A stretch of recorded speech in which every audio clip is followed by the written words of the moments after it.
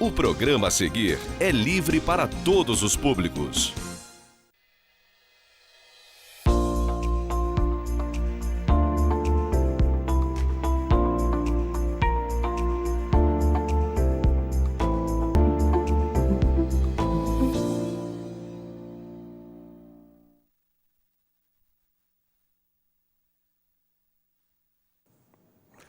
Olá, sejam bem-vindos. Eu sou o professor Ricardo Lengruber e esse é o programa Ponto de Vista. Nosso programa tem por objetivo debater assuntos da atualidade, olhar com olhares diferentes sobre aquilo que está no dia a dia, no meu dia a dia, no nosso dia a dia.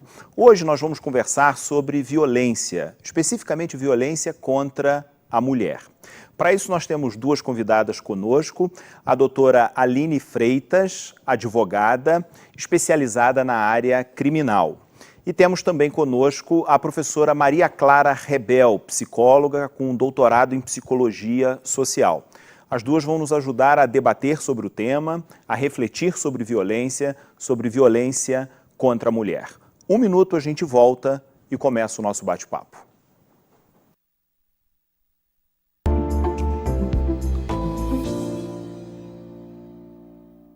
Há 19 anos, através de uma ideia inovadora e inédita na cidade, surgiu a TV Zoom. Por amor a Nova Friburgo, superamos desafios, crescemos. Éramos só televisão e hoje a TV Zoom é aplicativo, portal de notícias, sistema de Smart TV, serviço de streaming e, claro, o seu Canal 10. Produzimos mais de 1.100 minutos semanais de conteúdo 100% Nova Friburgo. E é por isso que somos a TV preferida pelos friburguenses. TV Zoom, há 19 anos, no coração de Nova Friburgo. Acesse tvzoom.com.br e fique por dentro das principais notícias de Nova Friburgo. É o jornalismo de 19 anos com a marca TV Zoom, agora também em um portal de notícias. tvzoom.com.br, a sua notícia na internet.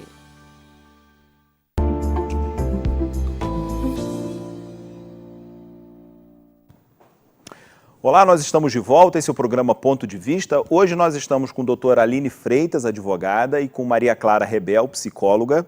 Nós estamos conversando sobre violência, sobre violência contra a mulher. Só para a gente ter uma ideia, eu tenho uma informação aqui que foi publicada no mês de março de 2019, por ocasião da comemoração do Dia Internacional da Mulher, sobre violência.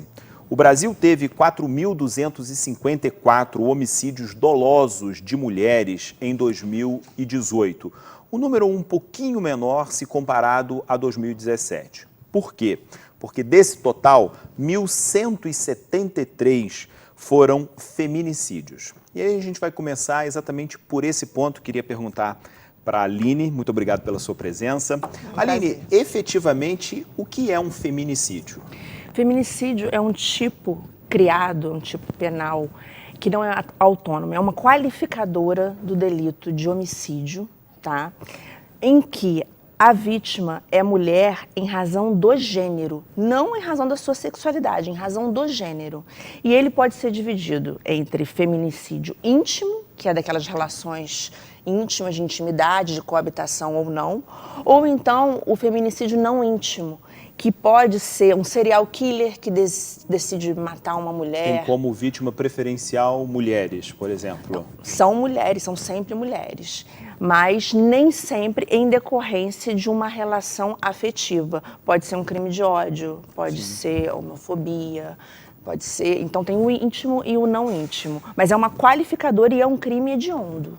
Não tem as benesses de um crime comum. Então, como eu não sou advogado, muitos dos nossos telespectadores também não são e a gente não conhece muito bem esse linguajar, estaria correto eu dizer o seguinte: o feminicídio é sempre um homicídio, por óbvio, mas ele tem como vítima uma mulher não simplesmente pelo fato de ser mulher, mas o que motivou o crime é a sua condição de mulher, é isso? Perfeito. Ok. Exatamente. Maria Clara, seja bem-vinda. Muito obrigado pela sua presença no nosso programa.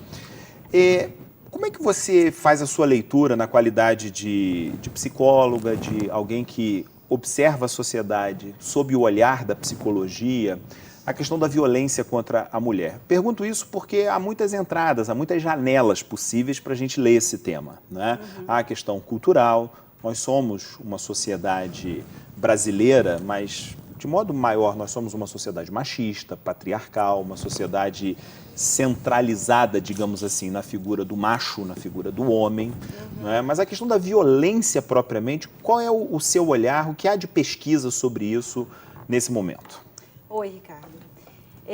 A gente está com um campo aberto, né, em crescente expansão de pesquisas sobre a questão de gênero e sexualidade. Em primeiro lugar, é importante distinguir que uma coisa é a suposta existência de uma ideologia de gênero. Isso é uma falácia. Né? A ideologia de gênero é um termo que foi originalmente cunhado pela Igreja Católica. Sim. E com o intuito de denegrir, de desqualificar os estudos em ciências sociais realizados sobre o tema do gênero. Ótimo. Porque setores conservadores, não só da Igreja Católica, mas de outros setores políticos e religiosos, consideravam que o que interessa é o sexo com o qual a pessoa nasce, e esse sexo já determina... Sexo biológico. O sexo biológico já determina as características de personalidade, né? Assim, sexo é destino. Ok. Né? Então, o sexo biológico já determina como você deve se comportar, qual é o seu papel na sociedade e por aí em diante. Okay. Os estudos sobre gênero são estudos muito sérios, realizados no campo da sociologia, da antropologia, da psicologia, da história, e que vão falar de uma construção social realizada em cima dessas diferenças biológicas. Okay. Como você bem assinalou, a gente vive numa sociedade patriarcal, e historicamente as mulheres brancas, indígenas, negras foram usadas pelos homens, né?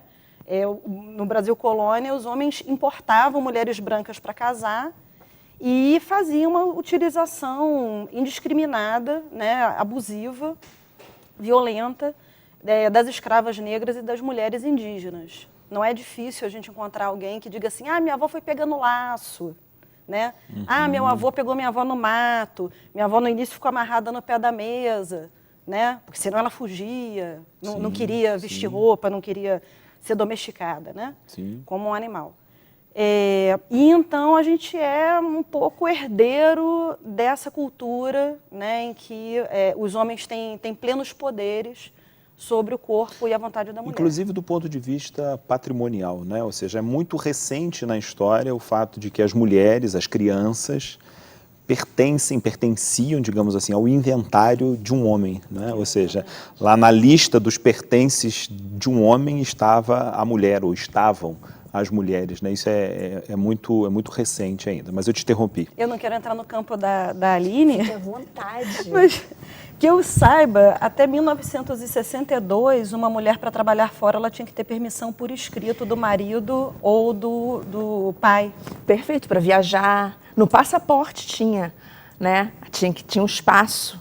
Aliás, tem esse espaço até hoje, né? Tem esse espaço. E aí tá ali o lugar para ele colocar autorização. Né? O que ele está falando do patrimônio o homem passou a trancar a mulher dentro de casa para ele ter certeza que o filho que ela estava gerando era dele, lá atrás. E aí, com isso, começou o direito à herança, mas só das mulheres que ficavam trancadas em casa. Olha que curioso. Lá atrás, nas ordenações filipinas, manuelinas, Afonsinas, o homem podia matar a mulher se ele desconfiasse que ela era adúltera, que ela estava o traindo. E com essa mentalidade nós viemos caminhando até hoje. Agora, eu queria colocar uma provocação, Maria Clara, que eu não sei se é exatamente o momento, mas essa cultura hegemônica do macho que domina e que controla violentamente a mulher, tem a ver com origens ancestrais da nossa espécie, talvez por por uma condição feminina, de ser a condição de procriadora, ou seja, de dar à luz, não é, às gerações seguintes, ou seja, esse poder que está presente, né, no corpo da mulher, talvez seja por isso, ou seja, uma necessidade do homem, pela violência, controlar essa mulher. Você acha que faz algum sentido isso? Eu acho isso muito interessante. Existem diferentes teorias e existe um campo de estudo chamado, que a gente poderia chamar de psicologia evolutiva, Ok. né? E que vai tentar dar conta dessas diferenças, inclusive cognitivas. Engraçado, eu estava ontem falando sobre isso em aula, dessas diferenças cognitivas que podem existir, né, por razões de evolução, diferenças entre homens e mulheres. Então, assim, é possível que o homem tenha se aproveitado ao longo de milhares de anos, né, da condição da mulher como geradora de vida para tentar dominar esse mistério, para tentar se apropriar desse mistério e garantir uma posse sobre esse mistério? Controle. Esse controle? É possível que sim, mas os estudos indicam que essa questão do controle sobre o herdeiro justamente começa a acontecer na medida em que a gente se transformou de nômade para sedentário. Ok. Porque aí começou a ter excedente, Sim. né? A lavoura E a começou a figura da produzir. propriedade também, né? O herdeiro só funciona se há uma propriedade. Exato. Né?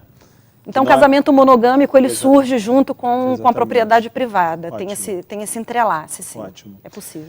Bom, nós estamos chegando ao final do primeiro bloco do nosso programa. Ele é muito rápido, mas a ideia é que a gente levante as discussões e que provoque de alguma maneira, né, tanto em nós que estamos aqui conversando, quanto nos nossos telespectadores, telespectadoras, curiosidade para olhar para as informações sobre esse tema de uma forma um pouco mais crítica, um pouco criativa, né, e algo um pouquinho fora da caixa que a gente está habituado a enxergar. A gente vai fazer um breve intervalo e quando voltar eu queria que a gente conversasse um pouco sobre a questão da violência propriamente dita, né? Não apenas do ponto de vista histórico, do ponto de vista cultural, mas essa violência nua e crua do dia a dia que aflige as mulheres brasileiras, ok?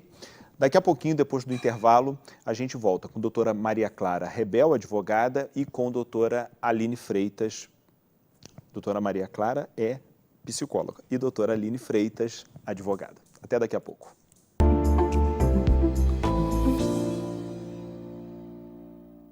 Há 19 anos, através de uma ideia inovadora e inédita na cidade, surgiu a TV Zoom. Por amor à Nova Friburgo, superamos desafios, crescemos. Éramos só televisão e hoje a TV Zoom é aplicativo, portal de notícias, sistema de Smart TV, serviço de streaming e, claro, o seu canal 10. Produzimos mais de 1.100 minutos semanais de conteúdo 100% Nova Friburgo. E é por isso que somos a TV preferida pelos friburguenses. TV Zoom, há 19 anos, no coração de Nova Friburgo. Acesse tvzoom.com.br e fique por dentro das principais notícias de Nova Friburgo. É o jornalismo de 19 anos com a marca TV Zoom, agora também em um portal de notícias. tvzoom.com.br, a sua notícia na internet.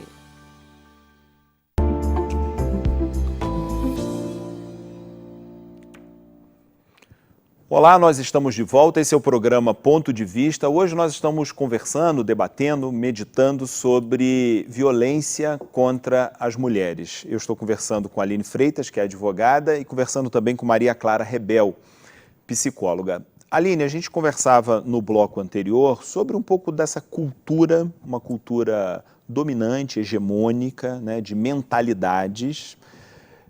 Qual é a sua leitura sobre a questão da violência no dia a dia? Você, com o seu trabalho de advogada, um trabalho que certamente tem algum tipo de experiência com o sistema judiciário, o tratamento das mulheres, né? Como é que é a sua interpretação sobre a mulher quando chega na delegacia de polícia, O que faz com que ela vá até a delegacia ou que ela não vá? Qual é o tratamento que a polícia militar dá para essa mulher? Como é que isso acontece na transição da delegacia para o sistema judiciário? Enfim, esses equipamentos públicos que estão aí para garantir os direitos da população, das mulheres, inclusive, não é? Como parte da população. Como é que é o relacionamento? Há diferença? As mulheres são tratadas diferentes ou isso é mimimi, como se costuma dizer? Não, não é mimimi. Existe uma diferença gritante, sempre existiu, né? Isso não é de agora. Com a criação das delegacias de atendimento especializado à mulher, das DEANs, com o advento em 2006 da Lei Maria da Penha, que trouxe um pouco mais de respeito à mulher, porque a mulher ela está acostumada a ser desrespeitada, né? As mulheres têm direito ao voto, não tem nem 100 anos, né? Se eu não me engano, em 1932. E foi uma conquista feminista. Eu não vou nem entrar nesse tema agora, que a gente não tem tempo. Mas o atendimento à mulher, aquele primeiro atendimento do policial militar, melhorou muito. Os policiais estão sendo treinados e educados nesse sentido. Só que o policial militar, o policial civil, o delegado, o juiz, enfim, a gente está falando aqui de pessoas que são homens que foram criados... Na sua maioria são homens? Na sua maioria, né? Eu estou falando da juíza é diferente, da promotora é diferente, porque ela é mulher e aí ela tem ali um lugar de fala e um lugar que ela sabe que ela já vivenciou algum tipo de experiência. Mas o homem ele é criado de uma forma em que a violência simbólica que ele assiste todos os dias na televisão, na novela, nos filmes, é sempre vendendo a imagem do homem herói, do homem com poder de domínio, com poder de decisão. E a mulher, aquela coisa, a mulher ela foi coisificada, né, Maria Clara? Ela é vista, sempre foi vista dessa forma, pela cultura patriarcal que a gente tem. Agora, o atendimento e a forma de condução, né, desses atendimentos e dos julgamentos, eu só tenho a elogiar. Né? Falta, claro, investimento e política pública para a aplicação da Lei Maria da Penha. Claro. A lei é elogiadíssima. A nossa Lei Maria da Penha é maravilhosa. Faz pra gente, Aline, um resumo assim, em um minutinho, se é possível, o que é o coração da Lei Maria da Penha? Ou seja, qual é o ponto de atenção, de interesse assim, fundamental da lei? Só pra gente entender. Olha, eu como advogada criminal, há 15 anos, eu entendo que o coração é a medida protetiva. Ok. É o que confere à mulher um pouco de esperança e de dignidade na hora do desespero. E o que traz para todos nós, atores jurídicos, um instrumento de proteção. Eu acho que o coração da Lei Maria da Penha é a medida protetiva. Dentre as medidas protetivas, tem o afastamento do lar, tem uma série, né, são vários incisos. Isso porque a gente está no contexto de uma mulher que é vítima de violência, em geral, dentro da sua própria casa. Exatamente, em sua grande maioria. Pelo seu parceiro, Ou marido, ex-parceiro. namorado ou ex-parceiro. Ou seja, então é um ambiente em que não é simplesmente vítima de uma violência fortuita da rua, que a legislação tradicional já daria conta, né? Ela precisa de algo para entrar na casa dessa pessoa e tirar essa mulher de dentro da casa, é isso? Ou tirar o homem de dentro da casa. E nem sempre a mulher, ela vai denunciar porque ela está querendo se separar, não. Às vezes essa violência começa, nem é em função de uma separação, é em função só de uma independência da mulher, de um comportamento da mulher. Um emprego que conseguiu. Um emprego, um estudo, qualquer coisa. Cabelo que cortou diferente. Exatamente, uma coisa dessa natureza. Exatamente. Daria para falar aqui 1 hora. Agora, eu queria, sem te interromper, mas o nosso tempo, a gente precisa um pouco dessa agilidade. Você falou sobre violência simbólica. E eu, sinceramente, enfim, sou um professor na área de ciências humanas. Então Aliás, foi meu professor. Né? Isso me toca muito profundamente. Eu queria que Maria Clara falasse um pouquinho para a gente sobre isso, ou seja, o que a gente pode caracterizar como violência simbólica e como que isso toca de maneira específica, né, no universo feminino, ou seja, na vida concreta das mulheres dentro de casa, nas relações. Falasse um pouquinho sobre esse tema. Bom, quando a gente fala de violência simbólica, a gente fala de uma violência que não é explícita, não é um tapa na cara, não é um puxão de cabelo, não é um segurar no braço, né? Mas, assim, falas depreciativas, né? Falas, discursos desabonadores, né? Assim, você não vai conseguir trabalhar, você não vai conseguir estudar, você é burra, né? Ou você sai com as suas amigas, mas são todas vagabundas, suas amigas são todas isso e aquilo, você, né, se você me amasse, você não ia andar com esse tipo de gente, né? Que exemplo você está dando para o seu filho? E infelizmente, Ricardo, participam, às vezes são atores, né, perpetradores da violência simbólica, também as mulheres, sabe? A gente precisa repensar muito a maneira como a gente está educando os nossos filhos, os nossos meninos. E o modo também como nós, mulheres, nos referimos a outras mulheres. Porque muitas vezes a falta de acolhimento, a incompreensão, a rejeição, parte muitas vezes dos homens, sim, mas muitas vezes parte também das próprias mulheres. E isso é lamentável, é uma cultura que a gente luta muito dentro da psicologia para tentar transformar, sabe? E você atribui esse tipo de comportamento e esse tipo de perpetuação, né, desse formato de educação ao quê? A minha pergunta tem a ver com o seguinte: nós estamos em pleno século XXI, né? Já não estamos mais começando esse século, porque já se passaram aí quase 20 anos, ou seja, a gente tem um momento histórico de altíssima tecnologia, de recursos na medicina, recursos, enfim, nas mais diferentes áreas. Né? Você começou o nosso bate-papo de hoje falando sobre discussão de gênero, sobre ciências humanas, ciências sociais, né? E o envolvimento de tudo isso. E por quê que dentro de casa, nas famílias, né, ainda há um pouco aquela mentalidade que foi reproduzida muito recentemente por uma ministra de Estado, né, com aquela síntese, né, de que o menino veste azul e a menina veste rosa. Né? Aliás, nós estamos no mês de outubro, gravando esse programa no mês de outubro rosa, né, e o que mostra que essa coisa de cor não tem Poderia absolutamente... ser laranja também, Exatamente. São Paulo tem um movimento, né? Exatamente. Mas, enfim, é só o estereótipo dessa coisa dos meninos e das meninas. Dá pra gente aprofundar um pouquinho sobre isso? Assim, qual é o seu entendimento sobre por que isso continua acontecendo? Gente, eu acho que, né, eu tô falando gente, Ricardo e Aline, eu acho, é aquela frase assim, né, quando a educação não é libertadora, o sonho do oprimido é virar o opressor. Ótimo, ótimo. Então, eu acho que a gente acaba se aliando ao lado vencedor, que é o lado masculino, inegavelmente. Então, de alguma forma, as pessoas se sentem, entre aspas, protegidas, empoderadas quando elas ficam do lado do homem e dizem assim, mas também, olha só, ela foi estuprada porque olha só como é que ela se veste, né? Ou, aquela menina foi abusada, mas também a mãe não olha por ela, né? Ou, cadê essa mãe? Né? Sobre a questão do estupro, há algo que me incomoda, assim, particularmente, né? Porque, em geral, a tendência é de culpar a vítima. Né? E a vítima sempre deu algum sinal, deu algum indício, estava na rua muito tarde, estava usando uma roupa tal, estava com uma companhia X, enfim. Ela sempre tem, digamos assim.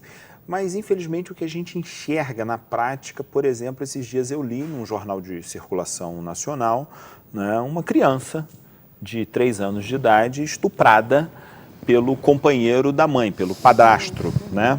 Portanto, dentro de casa, ou seja, não foi por causa de roupa, não foi por causa de estar na rua, não foi por absolutamente nada disso. Quer dizer, são argumentos que não fecham, né? Eu queria que vocês falassem um pouquinho, a Aline está anotando tanta coisa ali que a gente vai precisar de mais uns 3 programas para conseguir dar conta da pauta, né, Aline? Mas eu queria que eu queria que vocês falassem um pouquinho, porque eu acho que isso é um pouco curiosidade, e como há estereótipos sobre tudo, falar um pouquinho sobre feminismo. Né? Afinal de contas, o que é o feminismo? Né? Essa é uma pauta ainda relevante, ela é algo que, digamos assim, deva ser... O que é o feminismo no ano de 2019 na cabeça de vocês duas? Eu só queria voltar um pouquinho. Claro. Porque, assim, teve uma pesquisa muito importante divulgada pelo IPEA, se não me engano, em 2014, que apontou que 70% dos casos de estupro no Brasil acontecem dentro de casa. E a maior parte das vítimas são meninas menores de idade. Então, esse mito que a gente tem da mulher que está andando pela estrada fora, voltam sozinha, e de roupa decotada às 10 horas da noite, aí sai um maluco de trás da moita, agarra aquela mulher e leva para trás da moita, isso é um estereótipo, é um mito, né, no sentido ruim da palavra. Que nem se aplica na estatística. Não é por aí. Então, em geral, os estupros Não acontecem... corresponde aos fatos. Não corresponde aos fatos. Acontece Ótimo. dentro de casa, com pessoas conhecidas da vítima, muitas vezes são padrastos, avós, tios, né, vizinhos. Então, essa ideia de que a culpa é da vítima é mais uma falácia, mais uma inverdade, não corresponde ao Eu vou me permitir à fazer um realidade. parênteses aqui muito rápido sobre isso.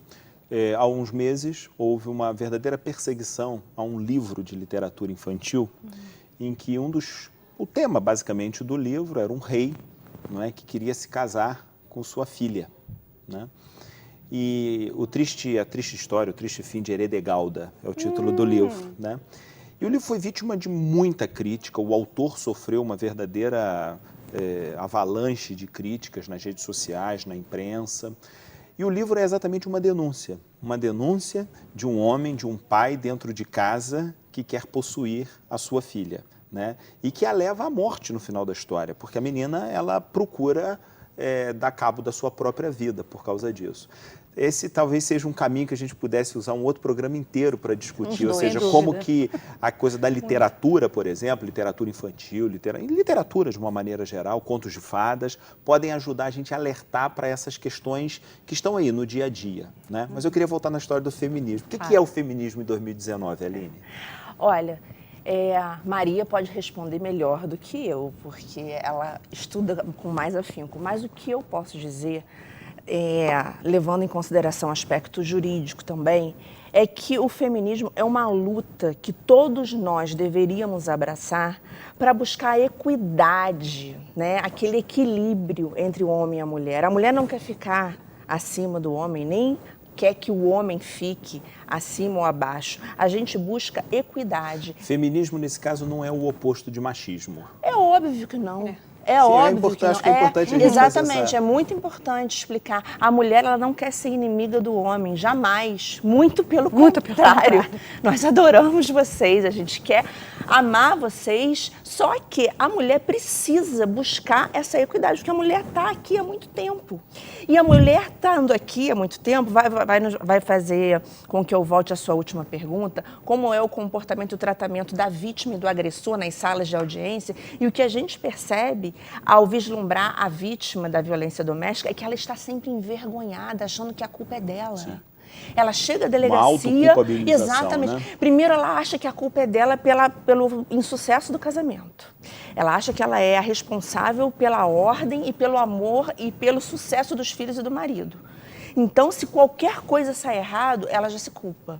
E essa cultura vai transformando a vítima, não só na vítima de agressão física, sexual, verbal, psicológica, mas também ela mesma, às vezes, ela se autossabota. Uma autoalienação, né? Os promotores de justiça e os advogados, eu atuo muito como assistente de acusação para acusar mesmo, em parceria com o Ministério Público, para acusar aquele agressor. E a gente percebe que a vítima, ela às vezes não é nossa amiga. Ela está ali naquela sala de audiência querendo resolver e acabar com aquilo ali.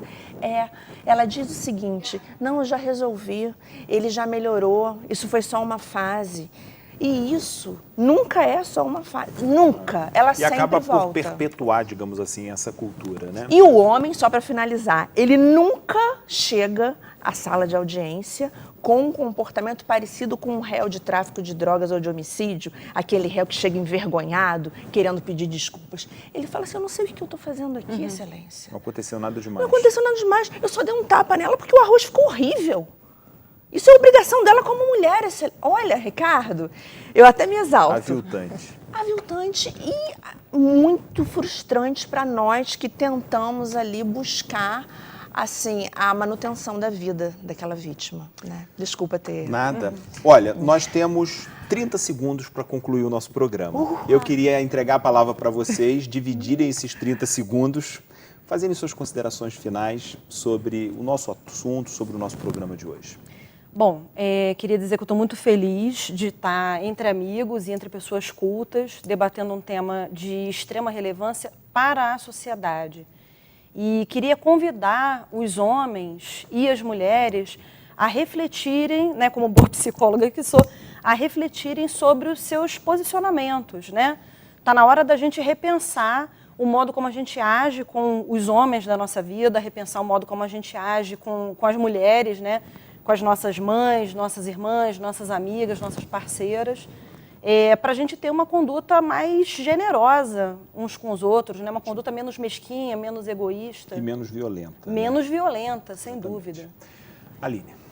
Bom, eu queria só encorajar as mulheres a buscarem qualquer tipo de ajuda. Não precisa ser a policial, a jurídica. Qualquer tipo de ajuda onde ela consiga ficar mais forte, se sentir acolhida, como aquele poema que falávamos. Só uma observação com relação às ajudas, porque há determinadas aparências de ajudas Exatamente. que costumam sonegar e esconder a violência de homens. Exatamente. Sim. A ajuda tem que ser uma ajuda de fato que a liberte. Sim. E para isso, emancipadora. Eu vou me despedir com um poema que todo mundo conhece, claro, que Maria conhece, de Simone de Beauvoir, que fala que nada nos sujeite, que nada nos limite, que nada nos defina, que a liberdade seja nossa própria substância, já que viver é ser livre. Ótimo. Muito bem, a gente chegou ao final do nosso programa de hoje. Infelizmente, o bate-papo estava bom, mas haverá outras oportunidades para a gente conversar sobre violência contra a mulher. Agradeço a Aline Freitas, advogada, agradeço Maria Clara Rebel, psicóloga, que estiveram conosco debatendo esse assunto. Nova Friburgo não é diferente do restante do país. Nós temos na nossa cidade inúmeros casos, todos os dias, anotados na delegacia, sendo julgados pelo Poder Judiciário, de violência contra a mulher. Recentemente, 2 mulheres foram incendiadas, foram vítimas de um homicídio de forma cruel, de forma dolosa, de forma absolutamente absurda, o que mostra que o tema não é um tema dos outros, não é um tema de um outro canto, é um tema que está dentro da casa da gente e por isso é importante a gente pensar sobre ele. O programa vai ficando por aqui. Semana que vem a gente se encontra com outro assunto. Muito obrigado pela sua audiência.